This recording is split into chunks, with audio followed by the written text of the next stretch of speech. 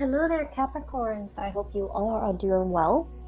I feel like for many of you, releasing old demons, releasing old karma, and walking into a new phase in your life, starting something over, starting something new. I feel like those energies are very indicative in this card, okay? So, it's going to be a really, really good month, and I feel like you're getting some type of revelation. You're getting some type of you can call it psychic hits, if you will. What I feel is like revelations, premonition, or even a holistic understanding of a situation and knowing how it has affected you in the past so that you can vow to yourself to not let it affect you in the future. So I feel like this spread is bringing about a breath of fresh air for many, many, many of you, okay? When I was shuffling out this card, this spread, what I saw was, I saw like a scarecrow. I saw a scarecrow. So there's this road, right? And there's this big mansion. It's like a white marbled mansion, really beautiful place. And then this scarecrow, he's got like a little bag on a stick, very similar to this. And he's walking away from the mansion towards the road. He's got like a smile on his face. And you can see his clothes are in tather. He's got pieces of hay. And he's also like, he's got like those strings that have been cut, like marionette strings, you know, like a puppet on a string. But they've been cut, which allows him to kind of move away from the mansion where he's been sequestering himself, or he was either forced to work for somebody under somebody else's mandates. And he felt like he didn't have a sense of agency. But now that those strings are all cut, he's starting on a new path in his life where he has like total freedom to, you know, exercise his free will to do whatever he wants, and he has like total control and that sense of agency about his future. Okay, so I feel like it's a very powerful moment and imagery, mainly because it signals, you know how you guys, your card is the devil, right? And the devil is being tied to situations, being stuck in a prison of our own making, or being stuck in a situation where we can't really see the way out. However, this is like running counter to that, because it indicates you're finally free from a burdensome situation. You're finally walking down a new path, and you're finally happy. Like, I'm very drawn to that smile on his face as he's going about his own way and, you know, feeling that sense of freedom for the very first time. The key words I'm getting from that imagery is like indenture servitude. I'm getting as well, you know, revelation. I'm getting as well freedom overall. And I'm drawn to use imagery and even words that are indicative of a situation that could be, it might seem a little bit archaic, these terms, but I feel like, you know, they're coming up for a reason, so I'm going to use them. I feel like there's a regime change, okay? Moving from one very, very oppressive regime, or like getting out from under a very oppressive situation, and then charting a new territory. And the reason why I say this is we have here the Hierophant. This is like a situation where somebody has to give a part of their harvest, a part of themselves, a part of whatever money they make, paying tribute to somebody who has that sense of entitlement. Like, you know, they're either ruling over you, and they're like, okay, you have to do it this way and only exactly this way. Or you have to, you know, on a monthly basis or on a yearly basis, pay your tribute to another person. And that was just the way things were. That was like the rule of the land, or that was like the law of the land. And no one dared to question it, okay? So like somebody is taking, I feel like, either your energy, your financial resources, and you felt like this was the only way to do things, okay? You never question the established order. The Hierophant is greatly about institutions, long-standing institutions that have been in place for a very, very long time. They're very rigid, very resistant to change, and because they've been around for so long, they might not be relevant in present time, but people don't question it because it's thought of as, this is the way things are, and this is the way we've been doing them for hundreds and hundreds of years, and this is the way things are going to be. So no one dare to really question it, okay? But it creates, I feel, a very oppressive atmosphere, and it creates almost like an unfair sense of balance when it comes to I almost feel like the poor giving to the rich, and I almost feel like, whoever's on top is exploiting the situation and exploiting the fact that others have to pay homage or have to pay tribute out of their own pockets in order to gratify somebody else on top. And so it creates a situation where things are very, very unbalanced. And if we're not talking about this in terms of, financial resources, we're talking about energy. We're talking about, spiritually, you're very drained, okay? This was a very oppressive system. Whoever is writing you, whoever is like ordering you around, or I also feel like whoever has been, I'm sensing, you're working under even. And then I'm also sensing as well family obligations, okay? And I'm also sensing like expectations from people, just because by virtue of being your family, they feel like they have the right to, dip into your financial resources. So I definitely feel in a way you guys might have been subsidizing a situation that really drained you financially, emotionally, spiritually. You were not happy. You were not happy. And you were trying to find a way out, okay? How do I maintain this? So if we're looking at, this is the Four of Pentacles. If we're looking at it in the traditional Rider-Waite deck, it's the guy holding the pentacles, one on his head, two on the floor, and then two on his hands, right? He's grasping and trying to protect everything that is his. And he's looking at this mountain, and he's like, I want to get on top of that mountain, but at the same time, I want to carry all of these resources with me. I want to carry all of these things that matter to me with me. How do I do that without, how do I successfully do that? Because if you look at all of that overgrowth, right, and if you're trekking through the forest trying to get to the mountaintop, you're going to need your hands and your feet to be free so that you can pull yourself up if you happen to fall, so that you can grasp at branches and trees to kind of like help you hoist yourself up to that top of the mountain. And you're not able to do that because you're holding on to earthly things.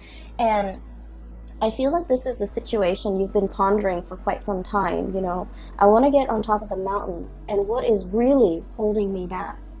What is really preventing me from making that move? What is really, stopping me from taking that first step? So you've been thinking about this for a long while, trying to trek to the mountain, but you're not really making any strides. And I feel like what's preventing you, or what's really hindering your path, was this. This is the Nine of Swords, okay? This is sleepless nights.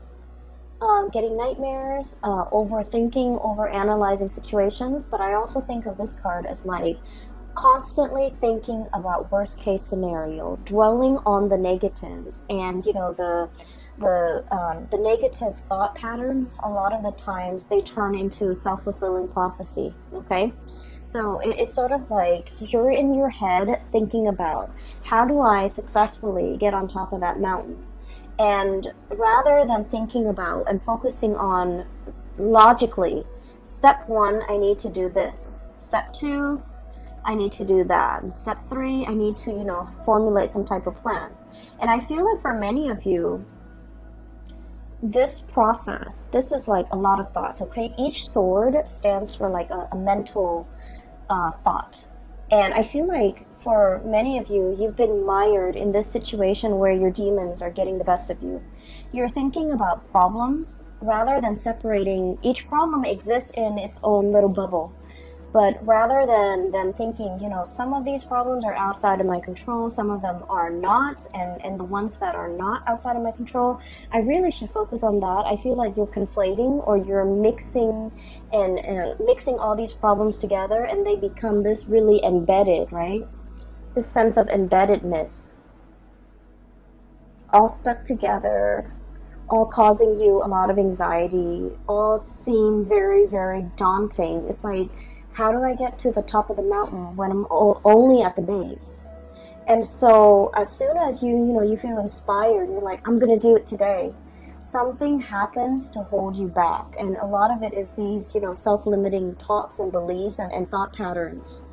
And I feel like you are making mountains out of molehills. You're making a situation a lot more daunting than it has to be, mainly because you're not looking at problems in isolation. And what I mean by that is, let's say, first of all, you have a big plan that you want to get off the ground, right? The first thing that people logically that we should do is think about how much overhead costs or how much cost, is associated with this. So that means you might need to do some preliminary research to figure out what your budget is and how much this project is going to cost, okay? And then you're going to go out and kind of crowdsource, brainstorm from other people and figure out, hearing from experts or getting advice, to get a price range of how much this is going to cost, who I should talk to get this off the ground. So each of those steps need to exist in isolation. And I feel like you're jumping the gun. You want to get to the top, but you're not thinking about each of the steps that are necessary in order to get there.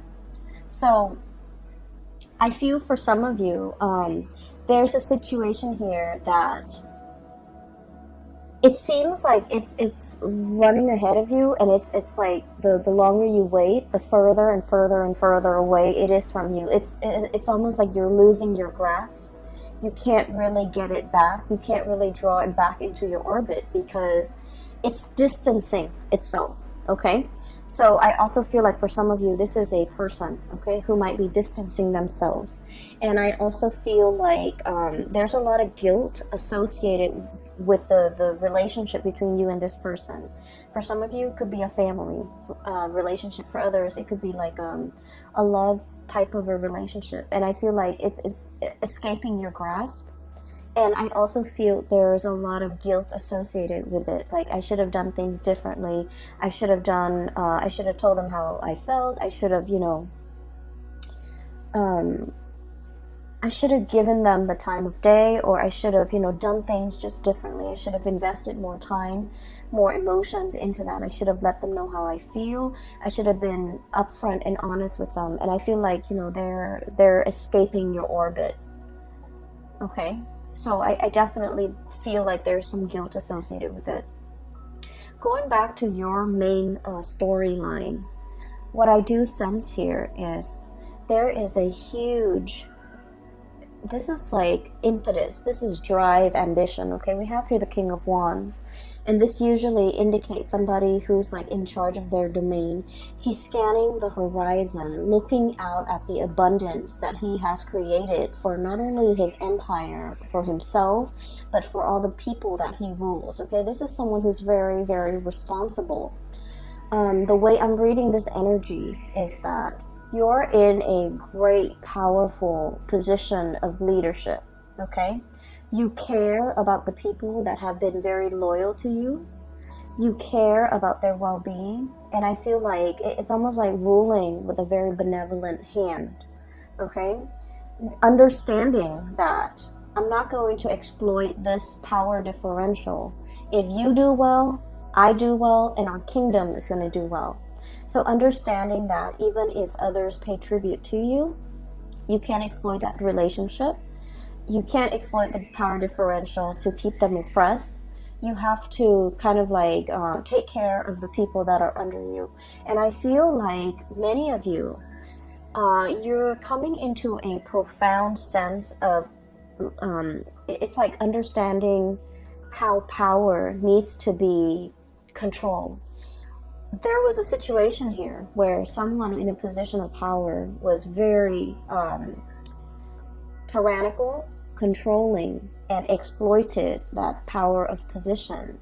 And we're shifting away from that into a new way of doing, like a paradigm shift, where someone in a position of power is very benevolent, okay? They can be hard if they want to, because the King of Wands is very much authoritative, okay? But this person is also very paternal.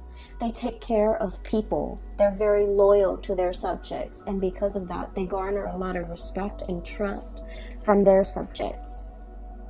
They're seen as someone who is not afraid to get their hands dirty if push comes to shove. And they're seen as someone who, is constantly very vigilant, sees all, resolves problems, and really, really care about the well-being of other people. So I feel like you're understanding how power is to be used rather than abused. You're understanding as well that, taking care of the people that matter to you, or the people that have been very, very loyal to you, treasuring, valuing, and being available to those people means a lot more to you now. And what's on top of this card here is the Six of Pentacles. And the Six of Pentacles this is a major, major card about karma, okay? This is a situation where the poor is paying tribute to the rich to the point where they're financially, emotionally depleted, okay? Giving to a situation where you're no longer taking care of yourself. You're just going to work. You're just getting through life in order to have the resources to pay that tribute. And now we're coming into this sense of like total rebalancing of karma, the karmic scale. Things being done the right way, okay? This is like giving back to the community, giving back to others, giving to others who are less fortunate. And this is also, it comes with a paradigm shift where we're understanding the importance and the necessity of, being a benevolent ruler. You can still rule with an iron fist, but you can still be loving and warm and gentle and benevolent. And you can also, give back to the people, especially that really need it. For many of you, I'm seeing major career changes here. Some of you might be in that corporate environment and you're just like, no, this is too taxing, too stale. I'm already at the top and I don't like the vibe. I don't like the atmosphere. I don't like the environment where it's like a social, like the climbing that corporate ladder, getting yourself to the top, and once you've made it to the top and you have this bird's eye view and you're just like, this is not really jiving with me, this is not where I want to be, and this is not something that I want to do long term. And so I'm seeing a major career path, a major shift where you are possibly working more at the grassroots level and thinking about what you need to do long term and what you need to kind of what you need ultimately to be happy.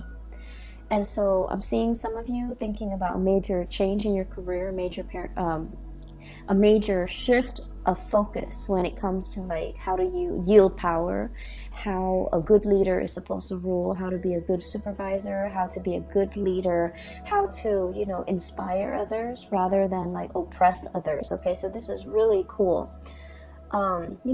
Capricorns are oftentimes like seen as people who are like very like career ladder oriented, and they're seen as people who will throw other people under the bus. And I've heard this, okay, and this is not something that I believe about you guys, Capricorn, but I feel like in the spirit of, ambition, like in the pursuit for power and wealth and prestige, we're all capable of throwing another under the bus in order to get what we want. And I feel like, being that goat on the crevices of mountains, and you never falter. You jump from one small crevice to the next and you always land on your feet, and you know how to do it well, and you know how to do it very, very stealthily and very successfully. But I feel like once you get to the top of the mountain, you're just like, oh, that's it, I'm already here, and you're looking for the next mountain to conquer. And I feel like there needs to be a little bit of a paradigm shift regarding, what is the ultimate end goal? Is it just to prove to myself that I can conquer mountain after mountain? Or is it, or should there be more of a humanitarian slant to the work that I'm doing? Trying to help others, trying to, once you're on top of that mountain, I feel like you're in the best position to tell other people what the view from that mountain looks like, okay? And you're able to tell others, I've been there and here's what I learned. And here is how you can, get there because I've been there. And here are the things that you should avoid. And I know this because I'm speaking from personal experience. So I feel like you have a wealth of experience and knowledge because you have already been there and done that. But for some reason in the past, you might not have shared this technique with other people. So we're moving into this month where you are becoming a lot more generous, where you are sharing your hard-earned lessons. You're sharing it with other people to save them from having to do the legwork, to save them from having to reinvent the wheel. And I feel like in the past you might have shared it, but in a very Capricornian, like a man of few words type of way. You should do it like this. But I feel like you have to soften that approach a little bit and tell others, hey, I'm telling you to do this because I've done it, okay? I've been there. I've done everything that you have done, and it didn't really work out, and here are the reasons why. And I've done it this other way, and it worked out in half the time.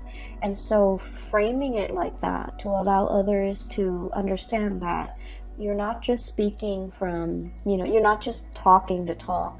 You're talking with skills and expertise and years of experience backing up everything that you say. And I feel like that's going to save somebody, a lot of legwork. They don't have to reinvent the wheels. They can work off of what you're working off of, okay?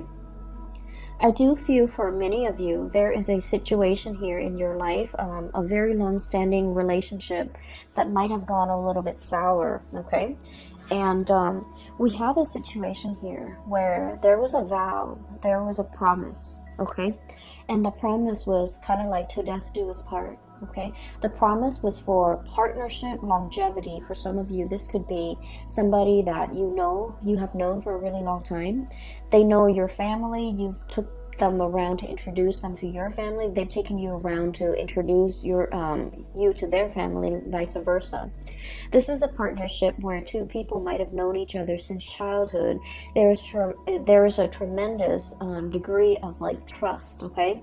You know this person inside and out, and you trust this person wholeheartedly. They likewise know you inside and out. And then I also feel like there's a immense sense of like trust, love, respect, and the whole 9 yards, like that whole ball of it's like all the reasons that you have for caring about this person, for trusting them, everything is so like embedded, okay? Like the shared experience, the shared ambition, the shared dreams. Like the two of you feel almost as if you have been through so much together.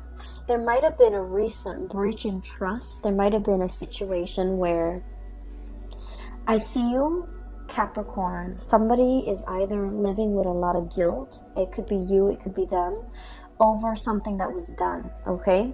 And I feel like it's sort of like, there are so many reasons why the other person trusts you and you trust the other person. But at the same time, one unexpected move, one action that is done out of character can really make you or the other person distrust the future, the viability, and the continuity of this friendship, this business relationship, or this relationship. So I feel almost like there was something that was done in poor taste, in poor judgment, and it left like a bitter taste in somebody's mouth, okay? And things can never go back to the way they were. It's like everything that was said was said. You can't take back words. It's like, the water from the chalice, from the cups, have been spilled, and the other person might be the one walking away, and they're just like, I don't want to fix it, it's already spilled. I'm not going to go downstream 2 miles away to refill those cups. I'm not going to trek up the mountain to the clearest spring to fill up those goblets, okay? So I feel like there was a situation where it can be fixed, but somebody, you or the other person, is like, I wash my hands of this. I'm not putting any more time in it, and I feel like it's leaving the other party very, very, very sad, very upset. And it's also this sense of overwhelming acceptance, okay? Like, oh, it could be fixed. They just didn't want to. And I feel like that says a lot, okay? But I feel in the wake of this, people leaving, so new adventures can await for you, so that new boats, new ships, new people can be coming into the picture. And so while this has happened, and it's not something that you want to happen, because you guys are very, very, I almost feel like you're scorpionic in the way that you value relationships, especially relationships with people that you have known your whole life, okay? You are a clinger as well to friends, lovers, past relationships where you really, really know the other person, okay? That sense of like being comfortable with the familiar, okay? I feel like a lot of people are in general, but I feel like it's more so with Scorpios. I feel like Scorpios, Leo, Cancers. And then I'm seeing that here with you guys. And what that denotes to me is out with the old, in with the new. And I feel like there's a situation here where you kind of have to reassess. You know, just because it's familiar doesn't mean it's best for me, okay? Because there are whole lands to conquer. There are whole territories and new areas that I can, you know, explore. And so wanting to, I feel like, lay the past to rest and just starting your life over, I feel like that's going to be tremendously it's going to bring a lot more prosperity for you. So you end up with the two best cards in the deck, okay? We have the Fool. And the Fool, this is the imagery that came up earlier, and it basically denotes, you know, no longer being tied to something, no longer being bound in a situation that's not good for us, and embarking on a new journey towards something new. And I feel for many of you, I'm seeing that white marbled mansion, and the marionette or the scarecrow is walking away from it. So I feel like there was a situation where it was comfortable, it was cushy, it might have even been safe, you know, a marbled house. People can shoot, people can throw stones, but you're locked inside that marbled mansion, and there's enough space to roam. But the marble mansion can also be like an imagery of like that ivory tower, somebody who like learns things in a very intellectual way, but they were never given an opportunity to really put theory into practice. And I feel like you're finally breaking free from that ivory tower or that ivory marble mansion. You're no longer living in that sense of like comfort and familiarity. You are exploring, branching out, putting out fires. I feel, you know, there's that volcano in the background. So it denotes to me like being in a situation where you are putting out fires. You're onto more exciting things, and you're taking everything that you have learned from the past, and I feel you're in a position where you're teaching people. You're telling people, here's what I did. It happened to me once. Here's what I did and how I got out of it.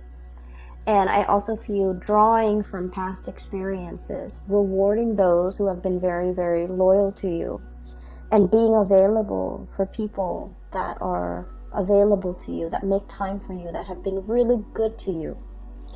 And then I'm sensing as well, you know, I'm getting a lot of ancestral karma coming through, okay? And I feel like, you know, spiritual guidance, especially from grandparents that have passed on, I feel like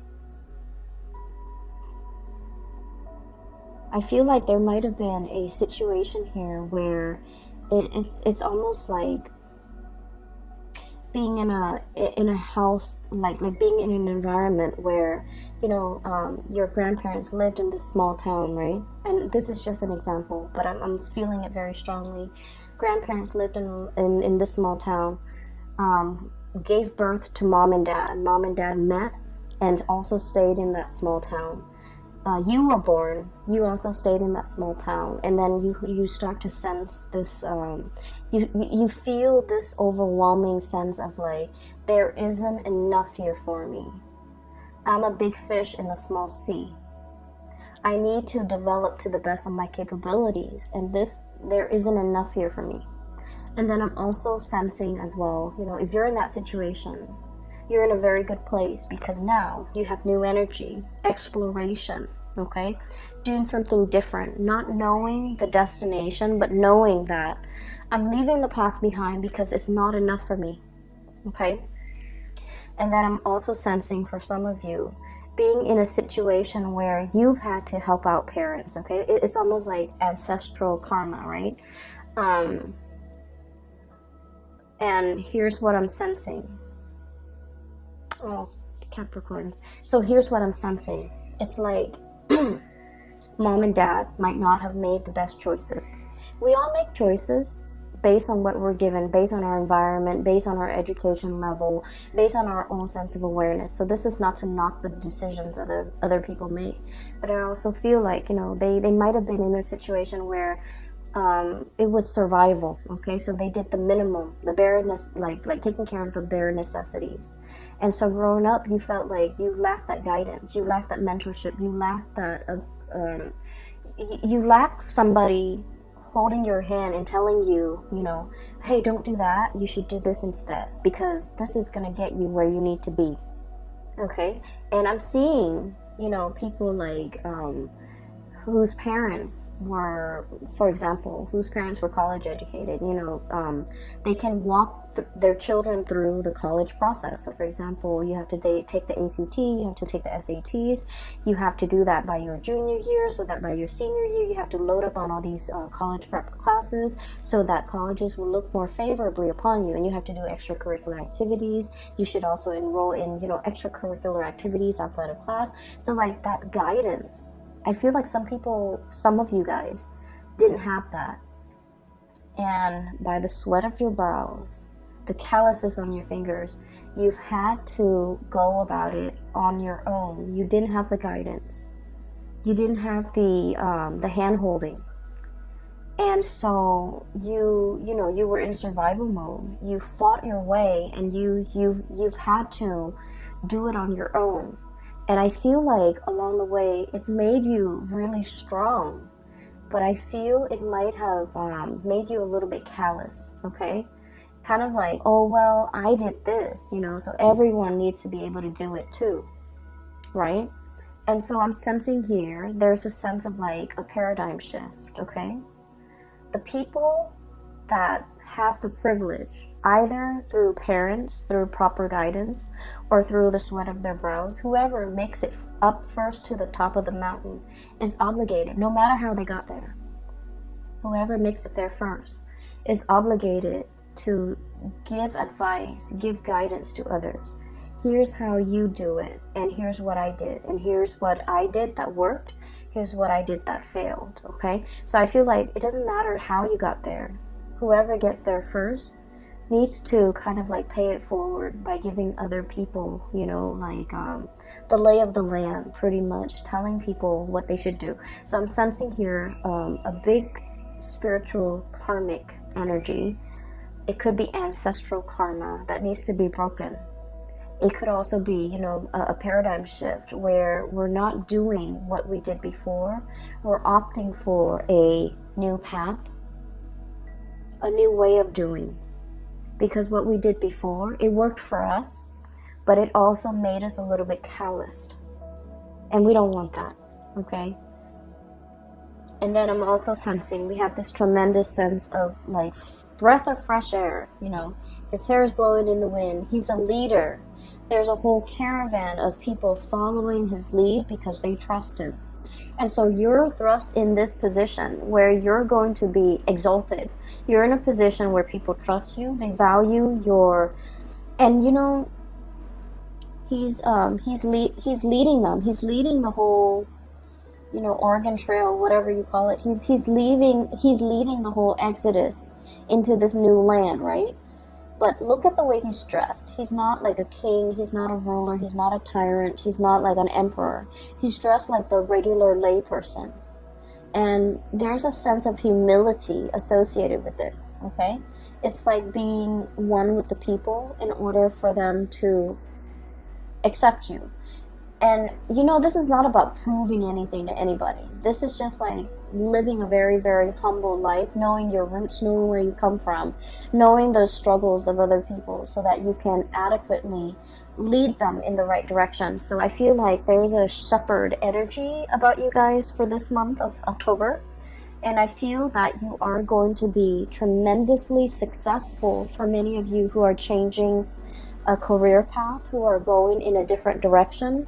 I feel for many of you, there was a situation where I feel like there's like social or family expectations. They wanted you to do something, and that's not your thing. You're turning your back and you're walking your own path, and you're going to be amazingly happy. And then I'm also sensing as well, there definitely is a relationship here that needs to be kind of like laid to rest, okay? Too much has been said. And I definitely feel maybe it's the other party. I don't want to work on this anymore. I'm not going to go, downstream to fetch the water to fill those cups. Okay? Or I'm not going to go up the mountain to that crystal spring to fill the chalices. I'm just not going to do that. And so everyone has their own free will, and we can't really, infringe upon other people's free will. If that's their decision, if they've already made it clear, I feel like you have to kind of like live in the moment and just realize that in the past they made these promises, but now they're reneging on the promises, and you just have to kind of like accept it at face value. That's what I'm sensing here for you, okay? So Capricorns, I'm so glad to get in touch with you again, and I hope you guys are doing well. The Saturn experience, you are in the thick of it, and I feel like a lot of it has to do with releasing, okay? So Saturn is a karmic teacher. It taught us, well, it has taught you guys, but it's supposed to teach us during the Saturn transit. It's supposed to teach us areas that we need to grow in, areas that we need to mature in. And it's also like a situation where responsibilities seem like they're piling on top of you, right? Financial drains for some of you, responsibilities.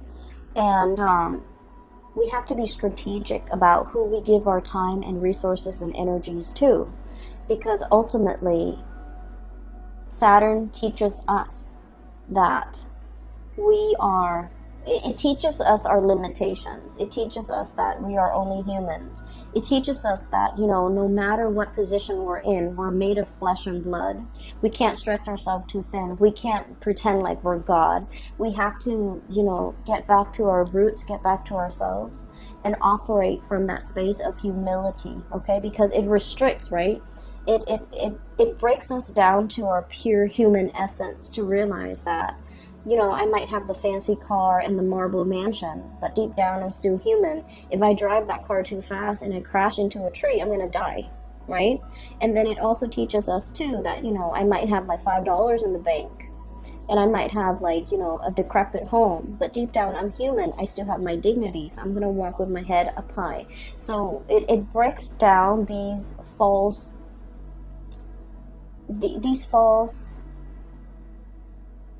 paradigms that we have, these false ideas that we have. They could be self-limiting ideas. They have like they could even be like, that sense of grandiose sense of self. But it breaks it down so that you can figure out, I'm here. How can I be of service to other people?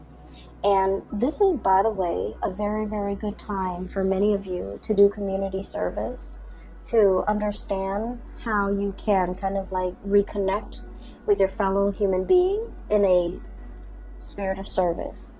I think like it's a really good time to do that. Really make the time, okay? Make it a family event if you have children. Make it a bonding experience if you have a spouse, okay? It's going to be good for you, and it's going to really heighten your sense of appreciation for what others have to go through, okay? So I just feel like, community service is always a good way to give back.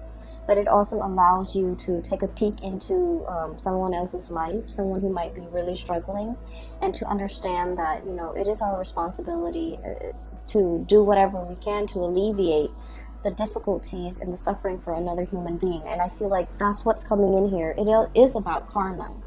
It's about karma coming full circle, taking and then receiving, okay, being taken from and then having it come back to you. So not all is lost. This is a really powerful month, and so I want you to make the best of it, okay?